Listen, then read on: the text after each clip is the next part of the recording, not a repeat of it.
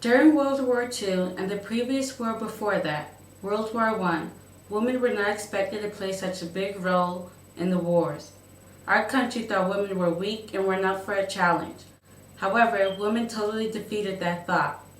Though we clearly know that they proved to America that they're strong, eligible, and dedicated to winning the war, we must first understand what drove women into the war. Depression and labor shortages of World War II both pushed women into the workforce.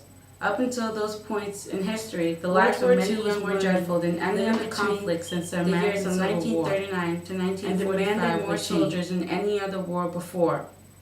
350,000 American women served during World War II in order to make up for the men's shortages within the national labor workforce. Women's participation in the war speeded the war's ending by adding new and more strength to its military forces and industries essentials. Every job was considered vital because it contributed in its own way towards final victory and winning the war.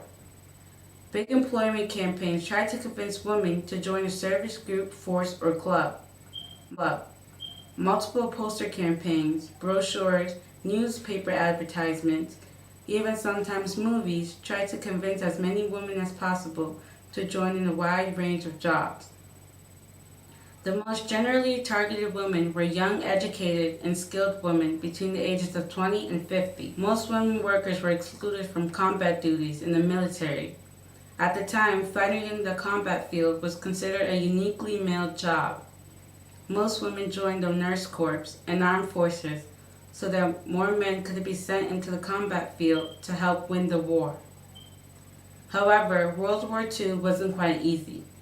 Most women in uniforms were civilians employed in some capacity by the government or members of a volunteer organization.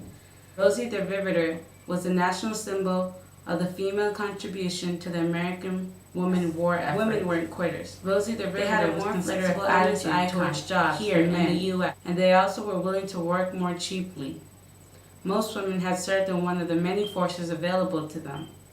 In some cases, their services and volunteer would no longer be needed after the war. Depending on the danger limits of the job, it sometimes took innocent women into combat, where they were unfortunately killed by a bullet wound or bomb explosion.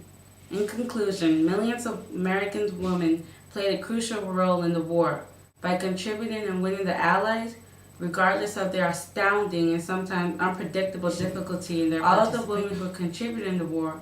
Their work and effort was highly appreciated.